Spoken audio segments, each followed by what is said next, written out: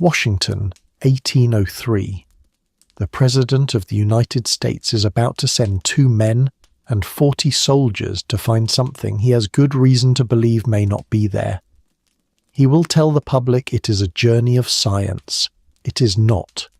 And the 2 men carrying his secret west, Meriwether Lewis and William Clark, have no idea that the thing they are about to risk their lives for may be a ghost. For 2.5 years they will chase it. They will drag a boat up a river that does not want to be climbed. They will starve. They will freeze. They will walk into the territory of nations more powerful than the country they serve, and they will survive only because those nations decide, again and again, to let them live. They will lose men. They will eat their own horses. They will push so far past the edge of the known world that, back home, the entire expedition will quietly be given up for dead. And at the very centre of all of it, waiting on the far side of a mountain, is the thing they were sent to find. A river, one specific river, a great gentle waterway that is supposed to flow west all the way to the Pacific Ocean. A road of moving water cutting clean across the whole continent. The dream is that you could load a boat in the heart of America and float, almost without stopping, to the other side of the world. Find that river, and you have not just made a map. You have handed a young, fragile nation the keys to a continent, and broken the grip of every empire that wants it too. There is only one problem with the dream. It does not exist. But here is what they never taught you in school. You were not given this story. You were given a cleaner one. 2 brave explorers, a noble adventure into the unknown, a heroic walk across the empty wilderness of a new nation, gathering plants and naming rivers and shaking hands with the people they met along the way. And that story is not exactly a lie. It is just the polished version, the classroom version, the one with the blood and the hunger and the secret orders and the quiet theft all scrubbed away until nothing is left but a painting of 2 men pointing bravely at a sunset. The real story is stranger. What if the most celebrated expedition in American history failed at the one thing it was actually sent to do, and the country decided to call it a triumph anyway? What if the empty land they crossed was not empty at all, but crowded with nations, borders, languages, and powers, and the explorers were not conquerors striding through a wilderness, but guests being tolerated, watched, and quietly judged at every step? What if the men in Washington already half suspected the truth and sent these 2 anyway, because a nation will gamble almost anything on a dream it cannot afford to give up? If you're listening to this to fall asleep, that is exactly what these long journeys are for, so settle in. And if you feel like it, leave a comment and tell me where in the world you're listening from and what time it is for you right now. It is a strange and lovely thing to picture someone in Sydney watching the sun come up, and someone in Chicago lying awake long after midnight, and someone in Cairo with the city humming softly outside the window, all drifting through the same old story together in the dark. Tonight, we go back 200 years, but not to the version with the heroic paintings and the simple answers. We're going back to a quiet room in Washington, where a brilliant, restless man is staring at a map of a continent he has never seen, and deciding to bet 2 human lives on a river that lives only in his head. We will follow that river west, up the Missouri, into the country of nations who hold every advantage, through a winter that should have killed everyone, to a teenage girl carrying a baby across 1,000 miles whose presence will quietly save the whole expedition, to a coincidence so unlikely that if you wrote it into a story, no one would believe you, and finally to a single afternoon on a mountain pass where one man climbs the last ridge, certain he is about to win, and instead comes face to face with the ghost. So let us begin where it began, not with the river, with the dream. To understand why two men were sent to die for a river, you have to understand how old the dream was. It did not begin with Jefferson. It began centuries before him, the moment the first European ships bumped into the Americas and realized, with something close to despair, that this enormous wall of land was in the way. Because they had not been looking for America. America was an accident. What they wanted was Asia. The silk, the spice, the unimaginable wealth of the East. And now this entire unexpected continent stood between Europe and everything it desired, stretching from ice to ice with no obvious way through. So they began to hope. Somewhere, they told themselves, there had to be a gap, a strait, a river that ran all the way through, a water passage that would let a ship slip from the Atlantic to the Pacific without ever unloading its cargo. They gave it a name before they ever found it, the Northwest Passage, and for 300 years men sailed into the freezing north and died looking for it. Ships were crushed in ice, crews vanished, whole expeditions sailed out and were never heard from again, swallowed by a passage that, in the form they imagined, was never there. But the dream would not die. It was too valuable to die. And by the time Thomas Jefferson became president, the dream had simply moved. If there was no easy passage by sea around the top of the continent, then perhaps there was one straight through the middle of it, by river. Picture the logic the way Jefferson did, late at night, by candlelight. The great Missouri River rises somewhere far to the west and flows down into the heart of the country. The great Columbia River, sailors had reported, empties into the Pacific on the far western coast. Surely, these two rivers must reach toward each other. Surely their sources lie close together, separated by nothing more than a low ridge, a gentle hill, a short walk where a man might carry a canoe from one watershed to the other in an afternoon. A single, short portage. That was the whole dream. Lift your boat over one modest rise, set it back in the water on the other side, and float to the ocean. If that portage existed, whoever controlled it would control the trade of half the world. And this is the part that turns the dream from a fantasy into a weapon. Jefferson was not a man chasing beauty. He was a man chasing a continent. Britain was pressing down from Canada, its fur companies pushing west, mapping as they came. Spain held the southwest and claimed more. Russia was creeping down the Pacific coast from the north. The land was being quietly carved up by empires far stronger than the young United States, and whoever found the water road first would have a claim no one could easily break. So the river in Jefferson's head was never really about geography. It was about survival. It was the difference between a small experimental republic on the edge of the Atlantic and a power that reached from one ocean to the other. And Jefferson wanted it so badly, believed in it so completely, that he was willing to do something that should have been impossible.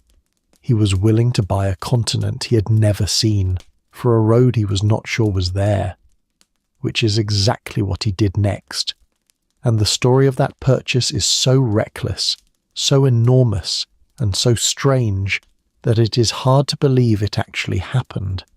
In 1803, Jefferson made the largest land deal in human history, and he made most of it almost by accident. He had only wanted a city. New Orleans, sitting at the mouth of the Mississippi, controlled the entire flow of trade out of the American interior. Whoever held it could choke the country whenever they liked. So Jefferson sent men to France to try to buy the city, or at least the right to use its port. But France at that moment was run by Napoleon, and Napoleon had problems of his own.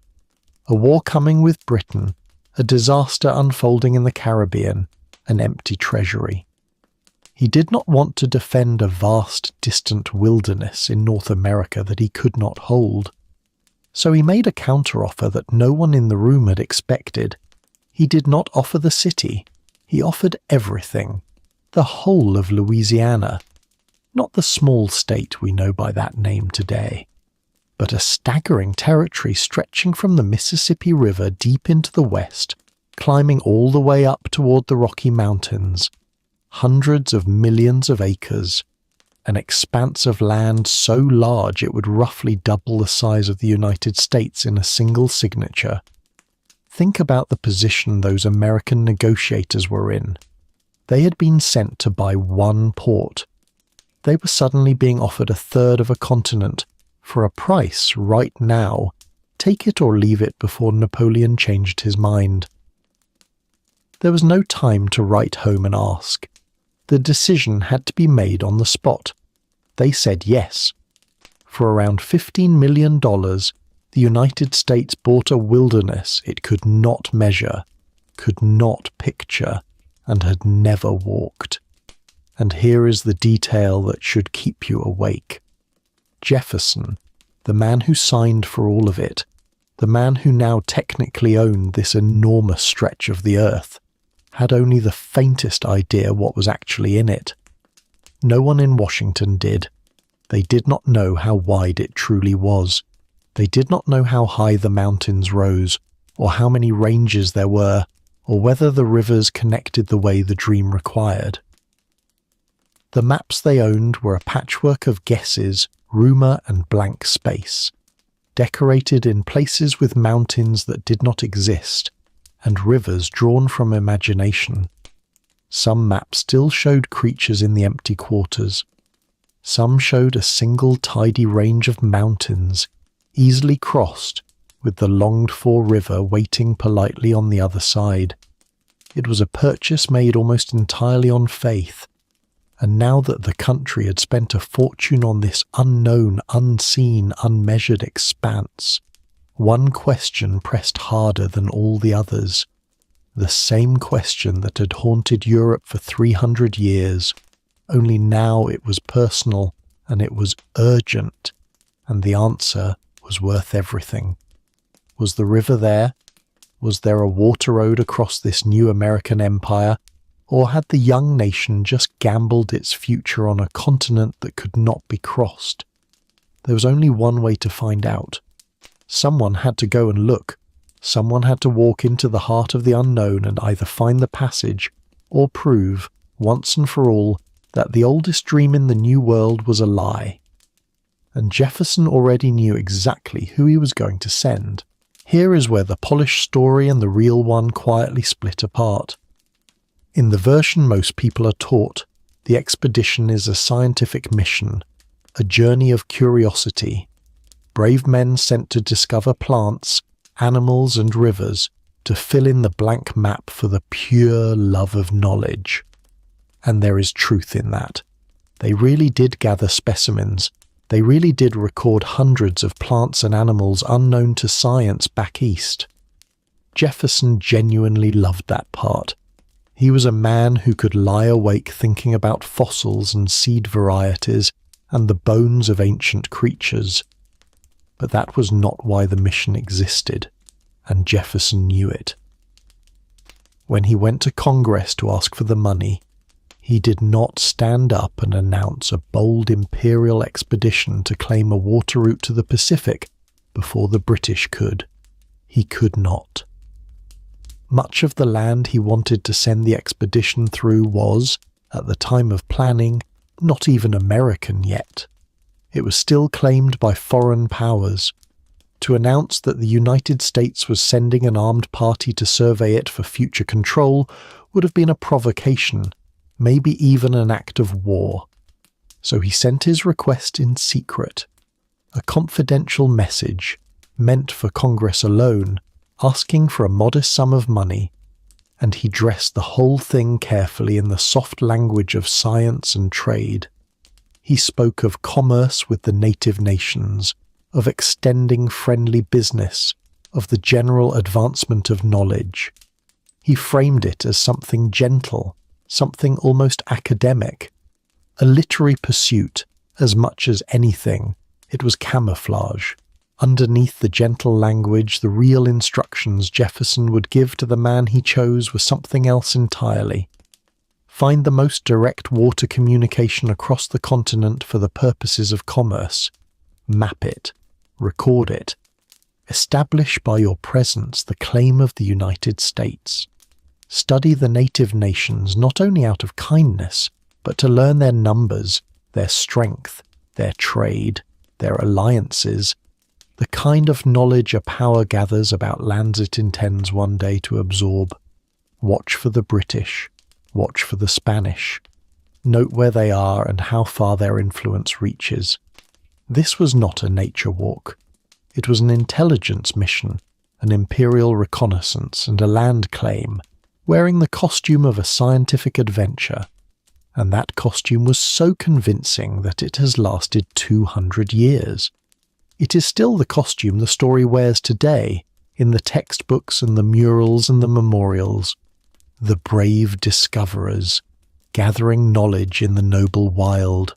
Hold that idea, because it is going to matter all the way to the end of this long night. The expedition was never really about what it found.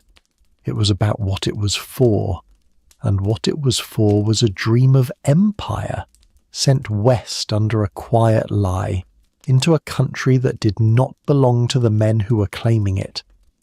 Now Jefferson needed someone to carry that dream, someone he could trust completely, because the man would be beyond the reach of any letter, any order, any help, for years at a time. Someone tough enough to survive and loyal enough to keep the secret.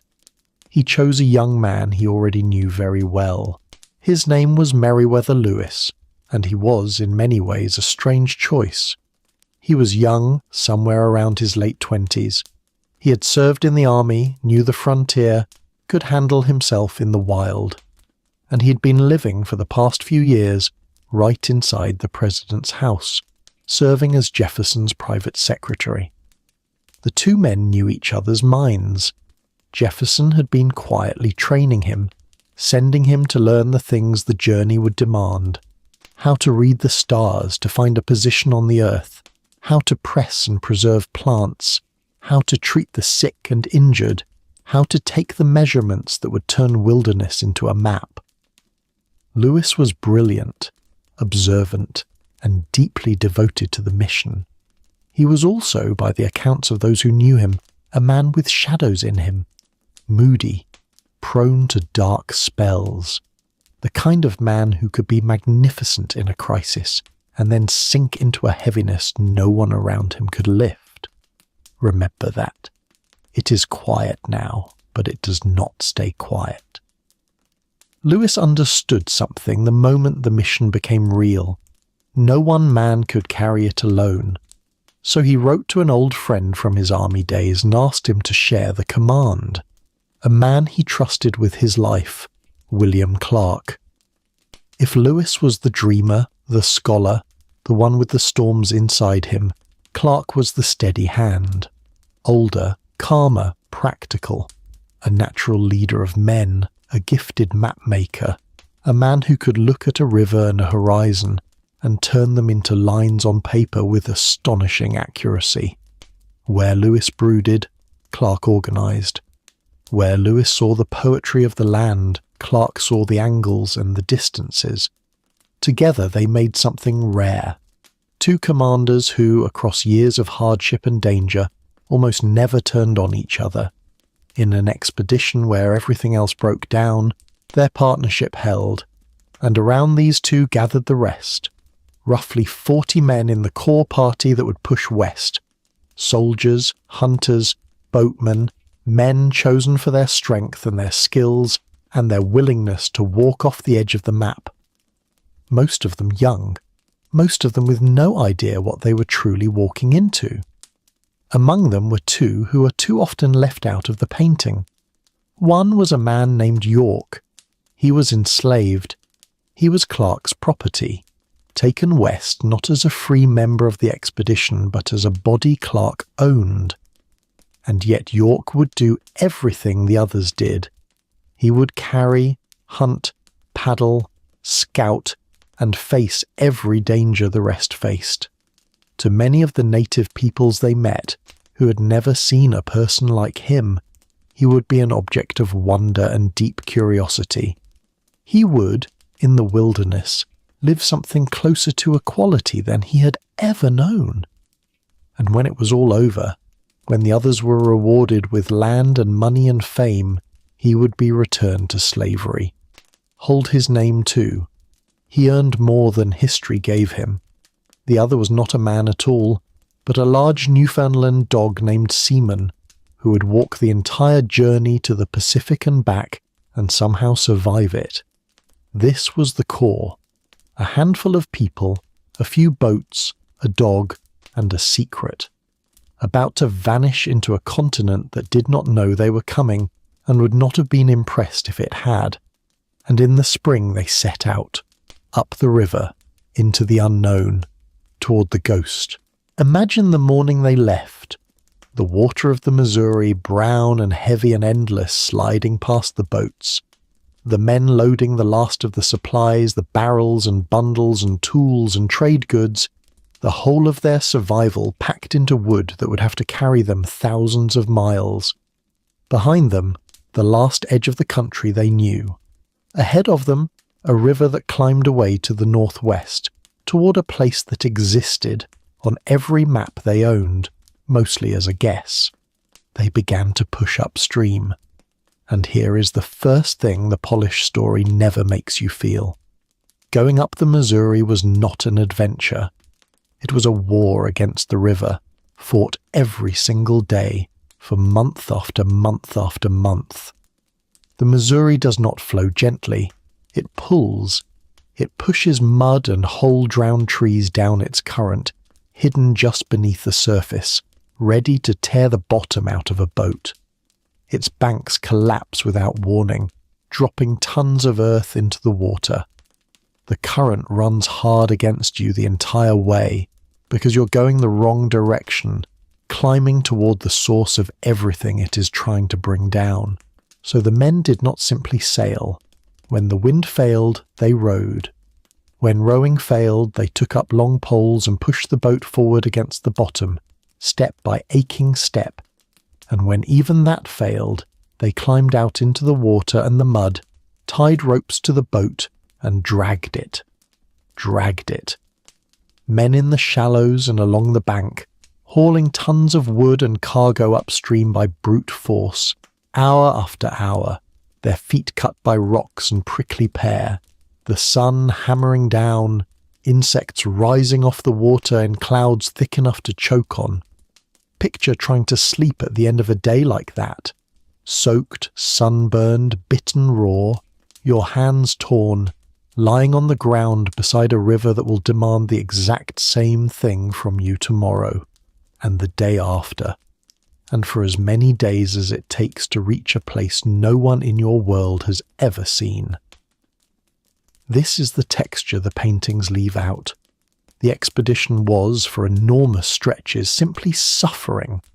Slow, grinding, repetitive suffering, measured not in miles but in yards. But as they climbed, something began to change around them. The country opened up. The forests of the east gave way to vast rolling grasslands stretching further than the eye could hold, an ocean of grass under an enormous sky. And the land was alive in a way that stunned them. Herds of animals beyond counting, bison in numbers that darkened the plains, elk, deer, antelope, wolves, and a creature they had been warned about but did not yet understand. An enormous bear, faster and stronger and harder to kill than anything they had ever hunted, that would soon teach them real fear. It looked, to their eyes, like a wilderness, untouched, empty, waiting. And that impression, that this was empty land, wild and ownerless, open for the taking, was the single greatest mistake they could make, because it was not empty. It had never been empty, and they were about to learn that the hard way. Here is the reversal at the very heart of this story, the one that changes everything you thought you understood about it. The West was not a blank. It was a world, a crowded, ancient, deeply organized world, full of nations who had lived on that land for hundreds of generations, who knew every river and ridge and season of it the way you know the rooms of your own home. They were not scattered, simple bands wandering an empty wild. They were peoples with names, governments, borders, laws, histories, rivalries, alliances, and economies that reached across enormous distances. There were nations along that river who were powerful, settled, and rich. There were great trading towns where goods moved across half the continent, where corn and beans grown by farming nations were traded for the meat and hides of the hunting peoples, where shells from one distant ocean and metals from faraway lands passed from hand to hand along trade routes older than any country in Europe. There were diplomatic systems with their own rules of war and peace and hospitality. There were powers on those plains that could field more warriors, mounted and armed, than the United States could have sent against them. The core of discovery was, by comparison, tiny. 40-odd men, far from home, far from any help, deep inside territory that did not belong to them. If the nations they met had decided at almost any point to wipe them out, they could have, easily. So the expedition was never simply marching through. It was negotiating its way through. And this is the part the heroic story buries most deeply of all. At every major nation they reached, Lewis and Clark stopped and performed a ritual. They gathered the leaders. They handed out gifts, bright cloth, tools, beads, tobacco, and special medals stamped with the face of a man none of these people had ever heard of. And they gave a speech, always some version of the same speech. They announced that there was a new great father in the East, that a vast power now claimed this land and everything in it, that the nations gathered before them were now, whether they understood it or not, the children of this distant ruler, and should keep the peace and trade with the Americans and obey. Think about how that must have landed. Picture standing among your own people, on your own land, the land of your ancestors and your children, when a small group of exhausted, strange-smelling foreigners arrives by boat. They cannot feed themselves without help. They cannot read the country around them, and they stand up and calmly inform you that you now belong to a king you have never met, in a place you cannot imagine, and that the ground beneath your feet, the ground that holds your dead, has a new owner. To the Americans, this was diplomacy. A formal claim, words that mattered, a flag planted in speech. To the nations who heard it, it must often have seemed somewhere between meaningless and insane. They had their own powers, their own alliances, their own sense of who they were. They did not need a great father across the world. Some were curious, some were welcoming, hoping these strangers might bring useful trade and useful weapons, and some were not impressed at all. And before long the expedition would meet one nation that was not impressed in the slightest. A nation that controlled a stretch of the river the Americans had to pass, that understood exactly how much power it held, and that was entirely willing to use it. The first real test was coming, and it very nearly ended everything. They were a people the Americans called the Teton Sioux. They were Lakota, and they held a critical stretch of the Missouri the way a gatekeeper holds a door. This was not an accident of geography. It was power, earned and held. The nations upstream needed goods from below. The traders from below needed to move upriver. And the Lakota sat in the middle of that flow, strong enough to demand a price from anyone who wished to pass. They were skilled, mounted, numerous, and confident. They had dealt with outsiders before, and they had no reason to bow to a few dozen men in boats. When the Corps arrived, the meeting curdled almost immediately. The Americans expected the same script that had worked elsewhere: gifts, a speech, medals, peace, passage. But the gifts they offered were seen as insulting in their smallness. The speech about a distant great father meant nothing to a nation that answered to no one on that river. And the Lakota made their own position very clear. If these strangers wished to continue upstream, through territory the Lakota controlled, there would be a toll, goods, tribute, a price for the door. The tension rose fast. Picture the scene on the riverbank. The Americans, badly outnumbered, gripping their weapons, trying to look far more dangerous than their small numbers made them.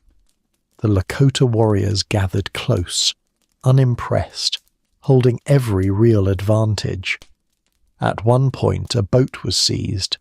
At one point, bows were drawn and arrows nocked. At one point, Clark himself drew his sword, and the men readied the boat's small cannon, and for a few breathless heartbeats the entire expedition balanced on the edge of a fight it could not possibly win. If a single weapon had gone off in that moment, a single arrow, a single shot, a single nervous hand, the story you've been hearing tonight would have ended right there, on a muddy bank far up the Missouri, with the bodies of 40 Americans and the wreckage of Jefferson's dream. No Pacific, no map, no legend, just a small massacre in the grass that the world would barely have noticed. It did not happen. Through a tense knife-edge mixture of bluff, restraint and luck, the moment passed. The weapons came down. The expedition was allowed eventually to move on. But the lesson should have been carved into every man there and into every story told about them since. They had survived not because they were powerful, not because they were clever, not because their flag or their great father meant anything out here.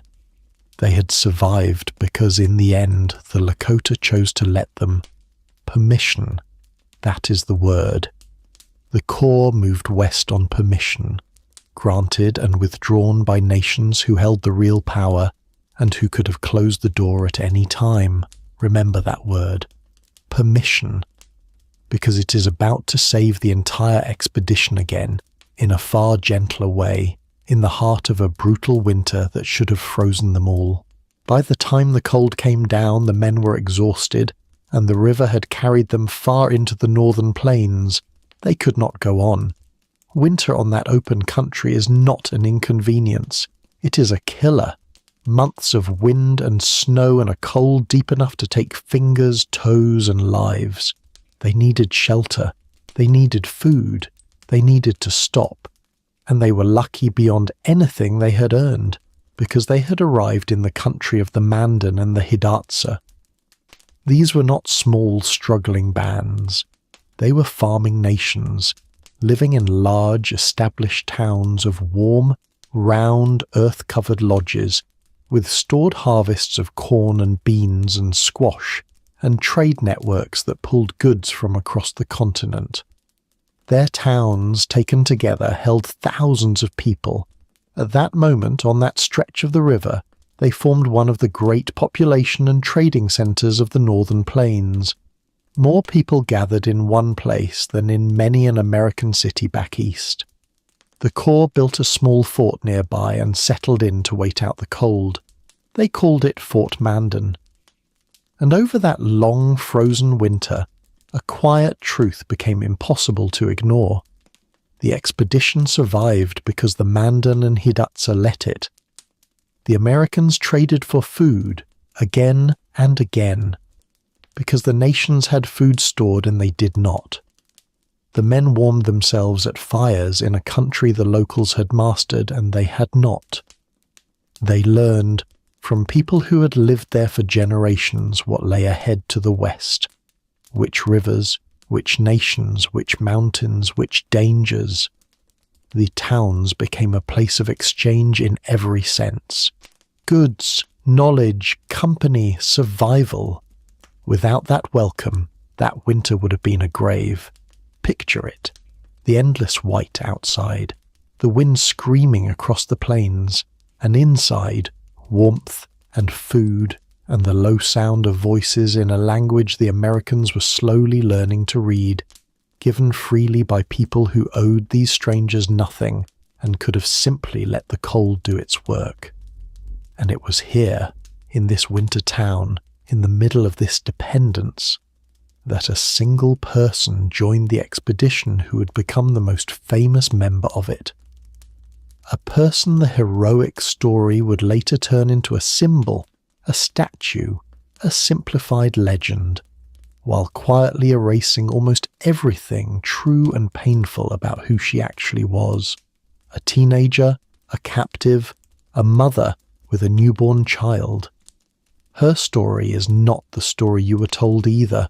You probably know her name, Sacagawea, and you probably know the version of her the country built afterward, the noble guide, the serene woman pointing the way west, leading the brave explorers through the wilderness like a living compass. Her face is on coins, her name is on lakes and mountains and schools. She became one of the most celebrated figures in the whole story. Now here is who she actually was. She was young, by most reckonings still in her teens, and she was not, in the simple sense, a guide who chose to lead the Americans anywhere. She was Shoshone, but she was not living among the Shoshone. Years earlier, as a child, she'd been taken, captured in a raid by another nation, carried hundreds of miles from her home and her people, and eventually she came into the possession of a French-Canadian fur trader, living among the Hidatsa. That trader was much older than her. She was in effect his property, one of his wives in name, acquired rather than chosen. When the expedition hired that trader as an interpreter for the journey west, she came as part of the arrangement, and she came pregnant. Over that hard winter at Fort Mandan, still only a teenager, she gave birth to a baby boy, and then, with a newborn infant, she set out to cross thousands of miles of brutal country with a party of 40 armed men, almost none of whom she had chosen to be among. Sit with that for a moment before the legend takes over. A captured girl, taken from her home as a child, given to a much older man, becomes a mother in a freezing fort at the edge of the world, and then carries her baby on her back into the deadliest journey of the age. And here is the part that is true, and that does matter, even after you strip the legend away. She became essential. Not as a magical guide drawing lines on the land, but in deeper, quieter ways the men could not have managed without. She knew plants the Americans did not, and could find food where they saw only ground.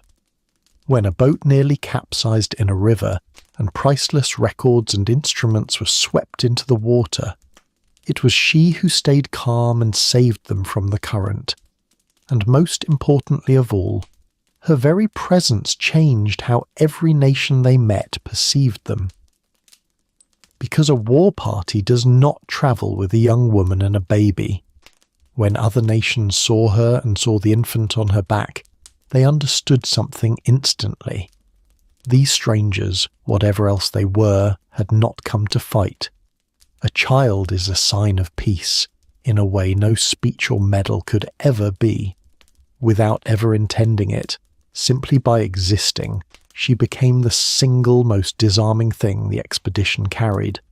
A living signal that lowered weapons and opened doors across 1,000 miles. The Corps owed her a debt it never repaid. When the journey ended, the men were rewarded with money and land. She received nothing of the kind, and her own voice, her own thoughts about any of it, are almost entirely lost to us. We have thousands of words from Lewis and Clark. From her, Across the whole journey, we have almost nothing. A few mentions, a handful of moments seen through other men's eyes. What did she think, this captured girl, as she carried her child back toward the very mountain she had been stolen from as a small child? We will come to that, because the journey was about to deliver one of the strangest coincidences in all of history, and it would happen to her. But first, the river was running out, and with it the dream. As spring came and the expedition pushed on, the country began to rise. The endless plains gave way, slowly at first and then unmistakably to higher and harder ground. The river that had fought them for so long began to change its character. It split and split again into branches and forks, growing narrower, shallower, faster and colder. The great brown Missouri that had carried boats was becoming a mountain stream tumbling down out of high country, and every man who understood the dream understood what that meant. The river was running out. Somewhere ahead lay the source, the place where the Missouri began as a trickle in the hills, and that source was the whole point, because the dream said that the source of the Missouri would lie close to the source of the Columbia, the river that ran to the Pacific. Find where the Missouri ended, the thinking went, and you would be a short walk from where the road to the ocean began. One low ridge, one easy portage, the water highway. So now there was a new tension threaded through every day. It was not just the suffering of the climb, it was the question, where does the river end? And what is on the other side? The hunting grew leaner. The country grew steeper. The men were tiring and the season was turning, and a quiet, urgent fear began to settle over the leaders. They were deep in the mountain's shadow now, in country they could not read, and they had not seen another human being in a very long time. They needed something badly. They needed horses to carry their gear over whatever lay ahead. And to get horses they needed to find the people who had them, the Shoshone, the mountain nation, Sacagawea's people, the very nation she'd been taken from as a child. But the Shoshone were nowhere to be found. The expedition pushed up toward the headwaters, scanning the empty hills, finding only traces, old trails, signs that people had been here and gone. The Shoshone, wary of enemies, kept to the high country and were hard to find by anyone they did not wish to meet. And without them, without horses, the expedition would be trapped. Too far to turn back before winter, too weak to cross the mountains on foot carrying everything. The fear must have been suffocating. To have come so far, suffered so much, dragged so much weight up so many miles of unforgiving river, and to feel it all about to fail, not in a great battle, but quietly, in the high cold silence, for want of horses and a few friendly faces that would not appear. So Lewis did what Lewis did. He went ahead. He took a small handful of men and pushed up the final stretch of the Missouri on foot, racing the season, desperate to crest the divide, find the Shoshone, and look, at last, upon the thing the entire nation had gambled its future on. He was about to climb the last ridge, and on the other side of it, the dream of 300 years was waiting to die. Before we climb that ridge, the journey demands that we pause on a coincidence so unlikely it strains belief. Because while Lewis was racing ahead, the rest of the party, including Sacagawea, was working its way up behind him. And what happened when the Shoshone were finally found is the kind of thing history almost never allows. Lewis, scouting forward, made contact first. After the long emptiness, his small party at last encountered Shoshone people in the high country, wary, frightened, ready to flee from what they assumed might be enemies. Through careful, patient signs of peace, Lewis managed to convince them he meant no harm, and was brought to their band and met their chief, a man named Meriwether. The desperate negotiation for horses began, slow and uncertain, the whole expedition's survival hanging on whether these mountain people would help. Then the rest of the corps caught up, and Sacagawea was brought forward to help translate between the Americans and the Shoshone, the language of her childhood returning to her mouth after years away. And as the council began, she looked at the chief, and she knew him. Meriwether, the leader of this band, the man who held the expedition's fate in his hands, was her brother. Stop and feel the size of that. A girl is stolen from her people as a small child, carried hundreds of miles away, passed through captivity into the household of a stranger, drawn, years later, into a foreign expedition crossing a continent by a chain of events no one could have planned, and at the single most critical moment of the entire journey, deep in the mountains, the one person who can secure the horses they must have to survive turns out to be her own lost brother, reunited across all that distance and all those years in the middle of the wilderness by what can only be called impossible chance.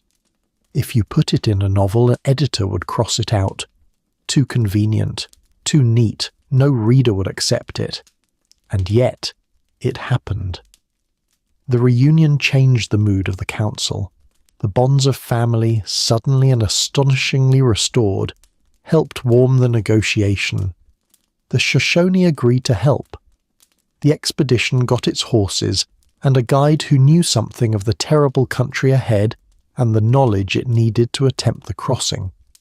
It is tempting to call it a miracle, to say that fate itself reached down to save the journey at its most fragile moment, and maybe, lying there in the dark, you can let it feel that way. But hold, for 1 second, the other side of it. Sit with what this reunion actually was. A young woman returned for a few brief days to the people and the place she'd been torn from as a child, only to be moving on again, almost at once, deeper into the mountains, away from her brother and her homeland, carrying her baby into a foreign mission that would not let her stay.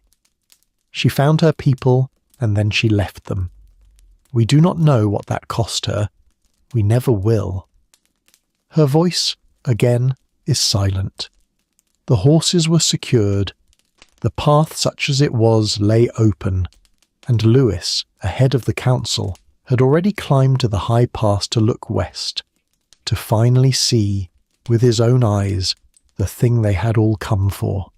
It is time to climb the ridge.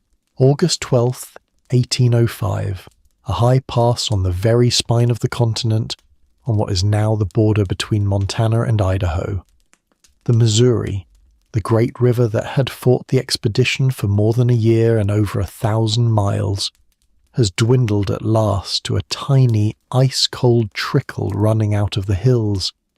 One of the men steps across it with a foot on either side, laughing, marvelling that he has lived to straddle the source of the mighty Missouri, this river that had seemed to have no end. Lewis drinks from the little stream. He has reached it, the most distant fountain of the river they had bled to climb. After all the toil, all the sleepless nights, all the miles, he has arrived at the place the entire journey was bending toward.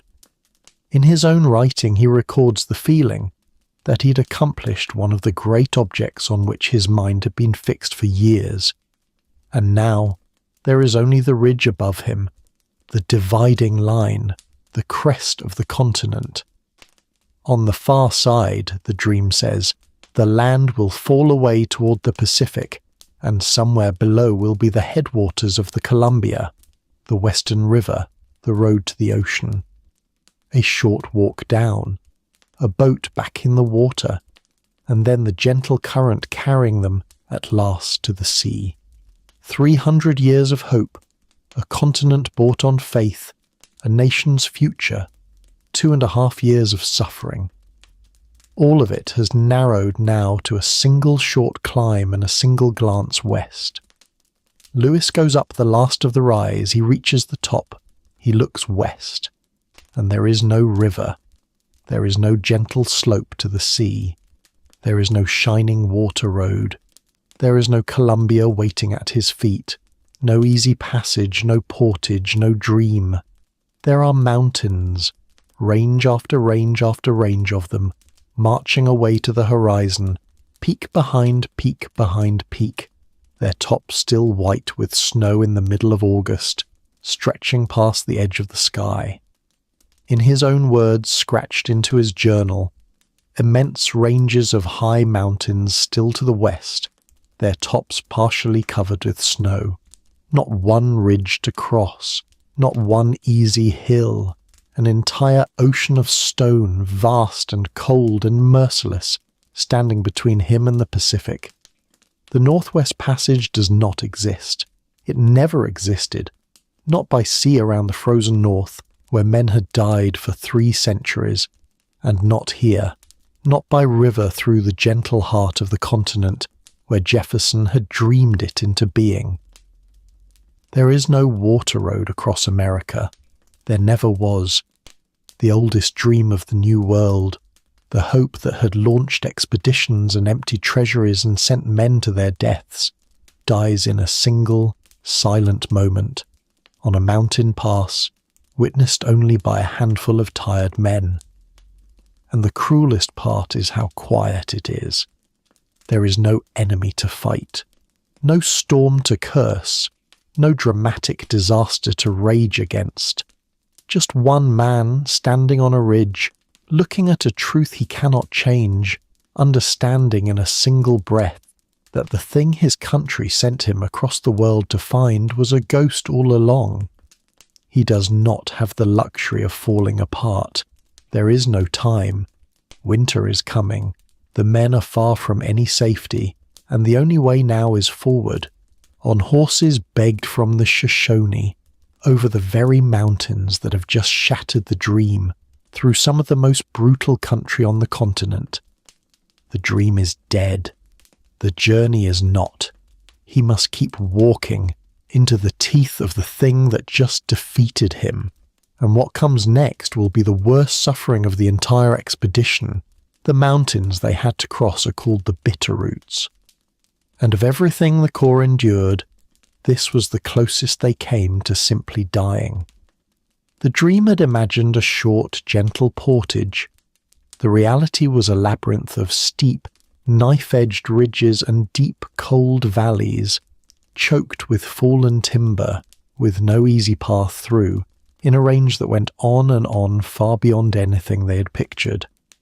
They went on horseback now, along a punishing trail through the high country, and almost at once the situation began to turn desperate. The first enemy was the cold. They were high in the mountains as autumn turned, and the snow began to fall on them, early and hard, deepening on the trail, hiding the way, soaking them through, freezing them at night. The horses struggled and slipped on the steep ground. Some fell. Gear was lost down the slopes, and the second enemy, the one that nearly broke them, was hunger. There was almost nothing to hunt up there. The great herds of the plains were a memory now. In that high, cold, broken country, game was scarce to the point of absence, and the men were burning enormous energy just to keep moving over the terrain. Their food ran low and then lower, and then it ran out. They grew weak. They grew sick. The cold and the starvation fed on each other, hollowing the men out as they climbed. In the end, they were reduced to the last grim resort of starving travellers. They began to kill and eat their own horses, the animals they needed to carry them, slaughtered one by one to keep the men alive a little longer. And even that was not enough. They ate candles, they ate whatever they could choke down. They staggered through the snow, freezing, famished, growing weaker by the day, with no way of knowing how much more of this stone wilderness lay ahead, or whether it would ever end. This is the true cost the painting never shows. Not noble discovery. Starving men eating their horses in the snow, lost in a mountain range that should not have been there, paying in flesh and bone for a dream that had already died behind them.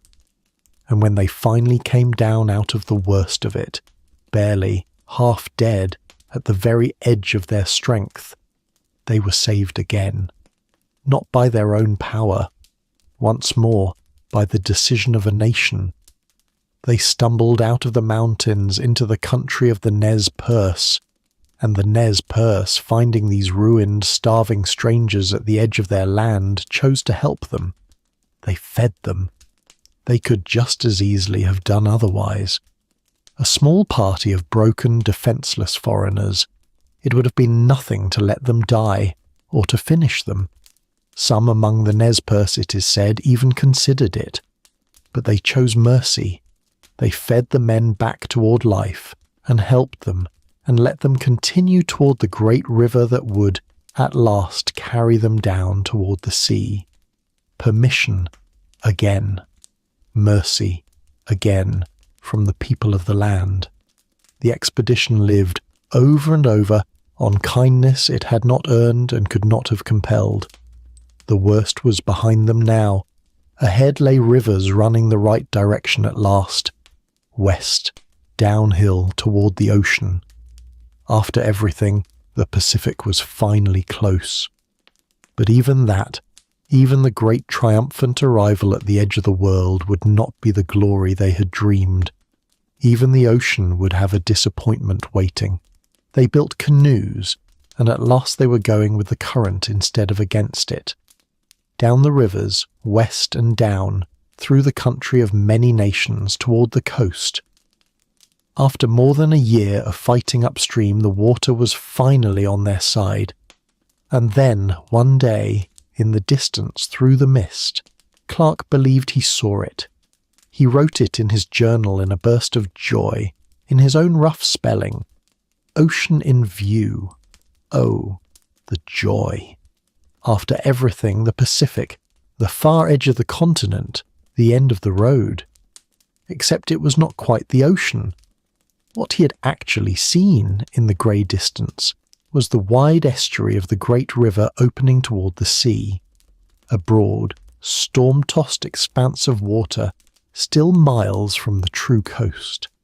The ocean itself was further on, and the final stretch toward it would be one of the most miserable passages of the entire journey. The weather on that coast was savage. Cold, ceaseless rain. Storms that pinned them down for days against the shore, unable to move, their gear rotting, their food spoiling, the relentless wet soaking into everything and everyone. They huddled in wretched camps along the water, sick and exhausted, so close to their goal and yet trapped, battered by a coast that did not care that they had crossed a continent to reach it. When they finally reached the true Pacific and could go no further west, there was, of course, a moment of triumph. They had done it. They had walked and paddled and frozen and starved their way across the entire unknown breadth of the continent, from the heart of the country to the western sea, and they were alive. Most of them, astonishingly, were alive. It was a staggering feat of endurance, and it deserved its moment. But there was no golden city, no grand reward, no passage. They had reached the end of the land and found only more grey water and rain and a long, hard winter to get through before they could even begin the brutal journey home. They built a small fort near the coast to wait out that winter, and it was a grim, wet, hungry place. The rain almost never stopped. The mood was low, and they were watching, all winter, for one specific thing that never came. They knew that trading ships sometimes visited that coast by sea. They hoped one might arrive, a ship that could carry their records home safely, or resupply them, or simply confirm to the world that they had made it. They watched the horizon all season, no ship came. So in the spring there was nothing to do but turn around and walk back. All of it. The mountains, the rivers, the plains, the whole murderous distance in reverse, to carry home the answer to the question the nation had sent them to settle. And the answer was the hardest one of all. Not the joyful answer of a passage found, the heavy, disappointing, world-changing answer of a passage that was never there. So what in the end did they actually find? If not the river, if not the road, if not the dream, what did they bring home from the far side of the continent? The truth turns out to be larger and stranger and sadder than any river.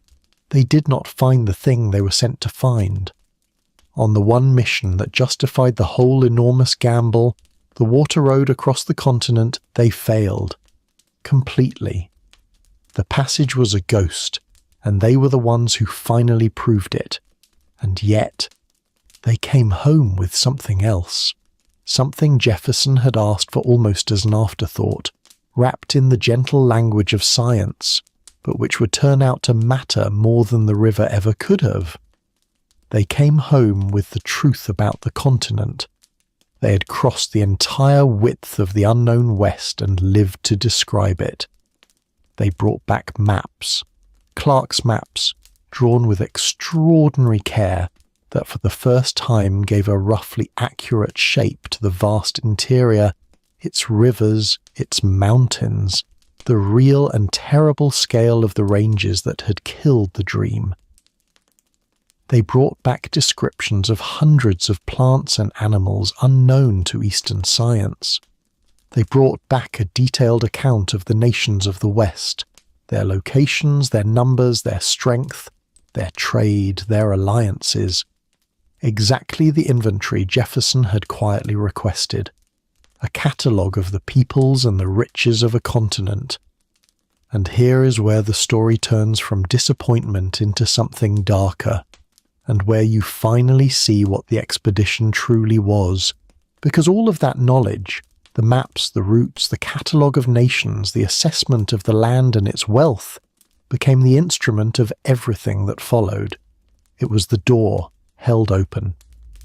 Behind these two men, in the years and decades to come, would pour the traders, the soldiers, the settlers, the railroads, the relentless westward weight of a growing nation. The expedition did not just describe the West, it made the West legible. It turned an unknown into a map, and a map is the first tool of taking. Now hold this beside everything you have heard tonight, and feel its full weight. The nations who saved the core, who fed them, who sold them horses, who chose mercy over killing, who let them pass on permission again and again, were the very nations whose worlds this knowledge would help to destroy. The Mandan, in their great river towns, who warmed them through the first winter. The Shoshone, who gave them the horses without which they would have died, and whose chief was a captured girl's lost brother. The Nez Perce, who found them starving in the snow and chose to feed them instead of letting them perish. The peoples all along that river, who watched these strangers arrive helpless and let them live. Within a few generations, almost all of them would face the same fate, their land taken, their people pushed onto fragments of what had been theirs, their power broken, their numbers cut down by disease and war and removal. The continent that the expedition mapped became the continent that was taken, and the map the Corps carried home was one of the first pages of that taking. The expedition survived on the kindness of the people it would help to doom. That is the real thing Lewis and Clark found in the West. Not a passage, a truth. The truth that the land was not empty, that it was full, that it belonged to others, and that the young nation behind them intended to have it anyway. They walked into a living world on borrowed permission, and they carried home the knowledge that would be used to end it. And the country that received them did something with all of this that tells you everything about how history gets made. It decided to call the whole thing a triumph. When the expedition finally returned, after more than 2 years, after the whole nation had largely given them up for dead, they came home to astonishment and celebration. They had crossed the continent and come back. They were heroes, and the awkward truth that they had failed at their actual mission, that the passage they were sent to find did not exist, simply faded away. This is one of the most quietly revealing things in the whole story. The expedition was sent to answer a question. Is there a water road across the continent? The answer it brought back was no. By the standard of its own secret instructions, it did not succeed. The dream that launched it was proven false. But a nation cannot easily celebrate a failure, especially one it has spent a fortune on. So the meaning of the journey was simply rewritten. The point was no longer the passage that wasn't there. The point became the crossing itself, the courage, the endurance, the opening of the West. The triumph was redefined until failure became victory, and the ghost the men had found was politely forgotten, and the painting began to form, the brave discoverers pointing west into the noble wild. The men who led it scattered into very different fates. Clark, the steady one, the mapmaker, lived a long life and rose to great prominence. And here history twists the knife in a way almost too perfect to be real. The man who had drawn the first true map of the Western nations, who had met them and recorded them and depended on their mercy, was eventually placed in charge of managing them. He became, in effect, the government's chief administrator of Indian affairs in the West, overseeing in his later years the very processes of treaty and removal and dispossession that pushed those nations off their land. The man who had been kept alive by the peoples of the West spent his later life presiding over their decline. He did not see, perhaps, the full shape of the irony, but it is there, plain, in the record. The guest became the gatekeeper of their undoing. Lewis fared differently. The brilliant, brooding man Jefferson had trusted with the whole dream did not find peace after the journey. The shadows in him, the ones that had always been there, deepened. The burdens of the aftermath weighed on him heavily. He did not live many years beyond his return, and his final chapter was a troubled and unhappy one. We will let that be. He gave the journey everything he had, and the wilderness gave him a kind of greatness, and then the world afterward was harder for him than the mountains had been. That is enough to say of it tonight. And Satagawea, the captured girl whose presence had quietly held the whole fragile enterprise together, slipped back into the silence from which history had briefly lifted her. The legend would come for her later, the coins, the statues, the simplified noble guide, but the young woman herself, her real thoughts, her real life, the cost of all of it to her, were never truly recorded. She remains even now mostly a shape we've filled in with our own imaginings. The painting that the country eventually hung on its wall is a beautiful one. Two heroes, a bold adventure, the dawn of a continent. But you have walked the real road tonight, and you know now what the painting leaves out. The secret orders, the dream that was a ghost, the nations who held all the power, the girl who was a captive, the horses eaten in the snow, the mercy of strangers given again and again, and the knowledge carried home, which would be turned into the taking of everything that knowledge described. Both things are true. It was one of the great feats of human endurance ever attempted, and it was the opening act of a long dispossession. You do not have to choose between them tonight. You can let them both be real, the courage and the cost, the way the truest stories always hold more than one thing at once. So let the story settle now, the way the dust settled on that mountain pass 200 years ago. We began in a quiet room in Washington, with a brilliant man and a map of a place he had never seen, betting 2 lives on a river that lived only in his head. And we followed that river all the way to the truth, up the long, fighting Missouri, through the standoff on the bank and the winter that should have killed them, past the captured girl and her impossible reunion with her brother, to the ridge and the silent moment when the oldest dream of the New World died in a single glance at an ocean of stone. And you understand now what they really found out there. Not the passage, never the passage. They found a continent that was full and ancient and alive and belonged to others. They found that they survived only on the permission and the mercy of the people of the land. And they carried home a knowledge that would be used in the long years after to take all of it away. There are questions that will not close, and you can let them drift with you into sleep. Did Jefferson always know, somewhere underneath the hope, that the river was a fantasy, and send these men anyway because the dream was too valuable to surrender? What did Sacagawea feel in those few days back among her own people, before she turned and carried her child away from them forever into a journey she had never chosen?